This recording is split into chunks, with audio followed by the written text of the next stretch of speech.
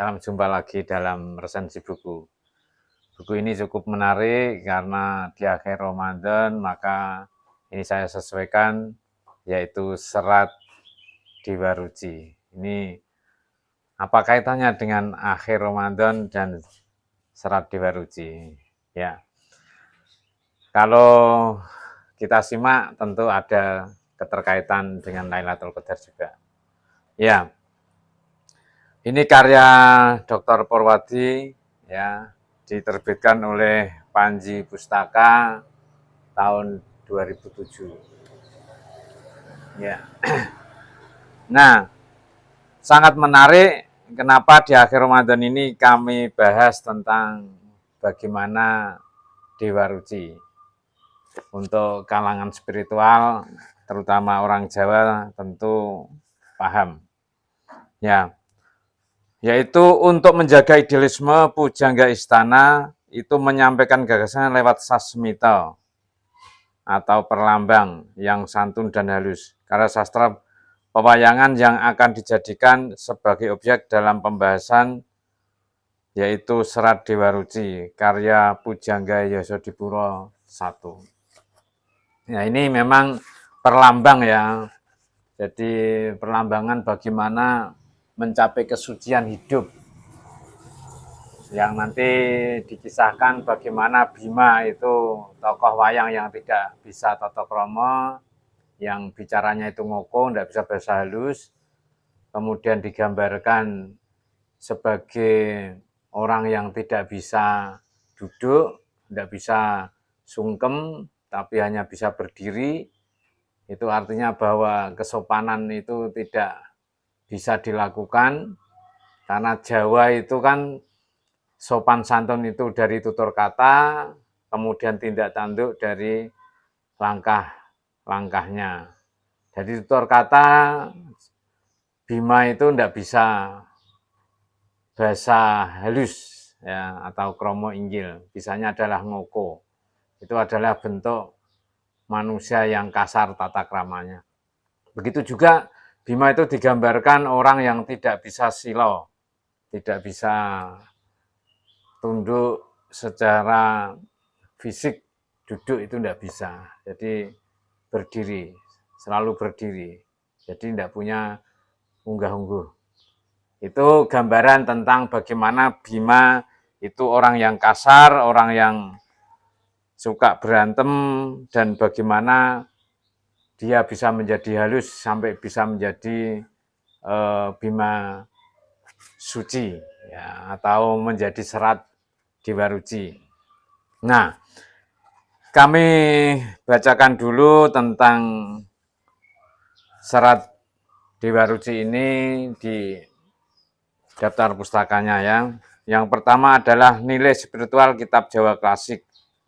Kemudian yang kedua, kehidupan kefilsafatan pada kesejahteraan Jawa. Kemudian yang ketiga, peran pujangga dan raja. Yang keempat, dinasti kepujanggaan Jawa. Yang kelima, karya tasawuf Islam kejawen. Yang keenam, Serat Bima Suci sebagai karya sastra filosofis religius. Yang ketujuh, ilmu kesempurnaan Serat Dewa Ruci. Yang kedelapan, muatan kefilsafatan sosial. Yang kesembilan, filsafat moral dalam kesejahteraan Jawa. Yang ke-10, makna keheningan alam meditasi. Yang ke-11, relevansi moralitas Serat Dewa Ruci. Yang ke-12, wacana pemecahan problematika mutakhir. Nah, tetapi kami nanti akan bahas Dewa Ruci, bagaimana mereka bisa dikatakan suci. Nah, maka ini kami bacakan bagaimana filsafat ya Jawa spiritual, atau kenapa Jawa ini menjadi pusat spiritual. Ya, Jawa, Islam, Jawa sangat kental sekali. Pada zaman Jawa kuno dahulu pendidikan humaniora mendapat tempat utama. Soal-soal kesusastraan tidak menjadi monopoli kelas profesional. Pendidikan puisi merupakan pendidikan yang harus diikuti oleh umum, lebih-lebih kalangan pegawai istana dan pemuka masyarakat.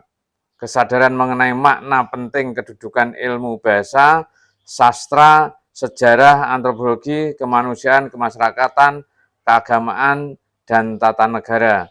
Ini menjiwai di kalangan masyarakat.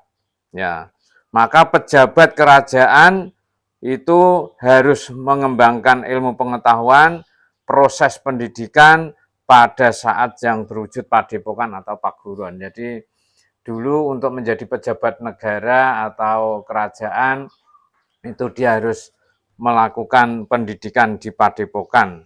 Ya, itu menjadi bagian dari kehidupan masa itu. Ya, sekarang ya pendidikan tinggi atau kesarjanaan. Tapi bedanya adalah yang namanya kesarjanaan waktu itu ya harus mendapatkan ilmu kasempurnaan hidup atau ilmu-ilmu kesantunan, ilmu-ilmu kejiwaan, dan ilmu-ilmu kesusastraan. Itulah kenapa seorang punggawa raja atau seorang pejabat negara saat itu adalah ilmu-ilmu sastranya sangat kuat. Nah, itulah bedanya masa kini dan masa itu. Nah, maka kehidupan kefilsafatan pada masyarakat Jawa itu sangat penting sekali. Ya, kami bacakan. Kehidupan kefilsafatan dalam kesederhanaan pada masa awal kerajaan Surakarta mengalami masa keemasan. Kegairan untuk menciptakan, mengubah, dan menyadur karya sastra atau hasil ketenangan politik akibat perjanjian Giyanti waktu itu. Rupa-rupanya nilai sastra dan budaya pada masa tersebut juga dimanfaatkan dalam kegiatan diplomasi. Nah, untuk mencapai orang mampu melakukan diplomasi itu harus belajar sastra yang kuat. Kurun waktu antara tahun 1743 sampai dengan 1830 terdapat sejumlah raja dan pujangga yang cukup produktif, kreatif, dan inovatif dalam mengembangkan kesusastraan. Para raja yang terlibat aktif diantaranya adalah Sunan Pakubuwono III, Sunan Pakubuwono IV, Sunan Pakubuwono V, dan Mangkunegara yang keempat. Mereka itulah raja sekaligus sastrawan yang hebat, yang luar biasa. Nah, kenapa itu penting? Karena itu menjadi bagian dari cara memimpin supaya punya halus budi, di samping punya tata negara yang baik, dia punya tata budi yang baik juga. Di samping punya kemasyarakatan yang luas, tetapi dia juga mampu melakukan olah batin yang kuat juga. Nah, ini kami bacakan kenapa Dewa Ruci itu sangat penting ya untuk memahami filsafat Jawa, kemudian ngemong masyarakat Jawa. Itu karena masyarakat Jawa itu ya masyarakat yang dasar-dasar kehidupannya adalah kejawen, tapi agama yang dianut mayoritas adalah Islam, maka Islam melekat pada diri masyarakat Jawa, Jawa melekat pada diri falsafah Islam, jadi menyatu, maka disebut dengan Islam kejawen. Yang sekarang hampir semua masyarakat Islam memiliki nilai-nilai kejawaan, dan hampir masyarakat Jawa memiliki nilai-nilai keislaman. Itulah sangat halus sekali di dalam pendakwahan agama Islam di Jawa ini. Nah, maka ini kami ketengahkan lakon Dewa Ruci. Ini sangat kental sekali dalam masyarakat Jawa. Kenapa Dewa Ruci itu menjadi bagian dari spiritual orang-orang Jawa. Kami bacakan, Bima yang hendak berguru kepada Resi Drona, artinya orang yang ingin mendalami ilmu agama, dia harus berguru kepada orang yang berilmu. Ya, Durna itu memang Kalau masa kini ya sudah level profesor doktor ya. Orang yang sudah mumpuni keilmuan yang tinggi. Walaupun di segmen lain kadang-kadang kurang terpuji. Nah, ini. Tapi dengan keikhlasan Durna ini untuk memberi pelajaran kepada Bima, walaupun Durna itu kadang licik, kadang tidak ikhlas atau bagaimana strateginya, tapi Bima itu orang yang patuh terhadap gurunya.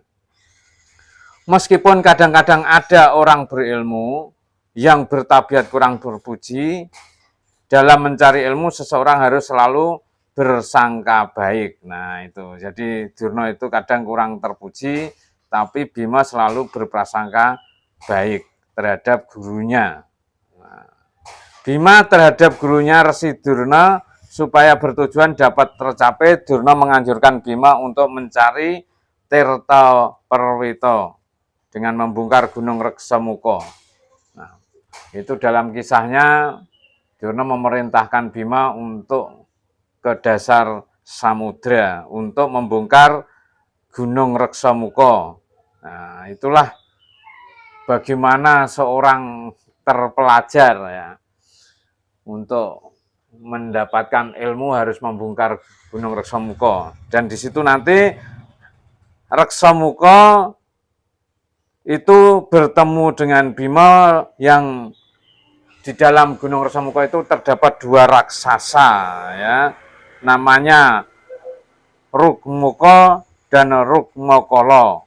Sewaktu Bima membongkar Gunung Reksamuka. Jadi tidak mudah untuk mendapatkan ilmu di tengah lautan itu. Nah, maka tempat di mana Tirta Prawito Sari itu di dasar laut memberi makna bahwa untuk sampai pada tingkat kemakrifatuah memang sukar, jauh dan dalam. Maka dia harus terjun dan menyelam dalam lautan yang luas dan yang paling dalam. Ini berarti bahwa orang itu harus mensucikan sifat-sifat Allah sebagaimana dalam surat Asmaul Husna ya, atau nama-nama yang mulia dalam Tuhan. Nah, jadi meskipun Durna itu dikatakan kurang baik ya, dalam pewayangan itu selalu antagonis gitu ya. Tapi Bima menerima gurunya secara ikhlas. Jadi dia disuruh ke laut, ya ikut ke laut, disuruh membongkar gunung yang terdapat ada dua raksasanya itu, ya dia hanya nurut pada sang guru ya. Jadi tidak ada namanya Bima protes itu hampir tidak dilakukan. Nah, itulah maknanya belajar sampai dia nanti menjadi pertapa di dasar lautan, kemudian bisa mengalahkan dua raksasa sehingga dia menjadi Dewa Ruci. Itulah kenapa Bima ini sangat penting sekali. Dan dalam kisahnya ketika dia sudah bisa mengalahkan dua raksasa itu, maka ketemu namanya Dewa Ruci, di mana tubuhnya kecil, tetapi Bima harus bisa masuk ke dalam tubuh Bima Ruci. Nah ini kan mustahil gitu ya.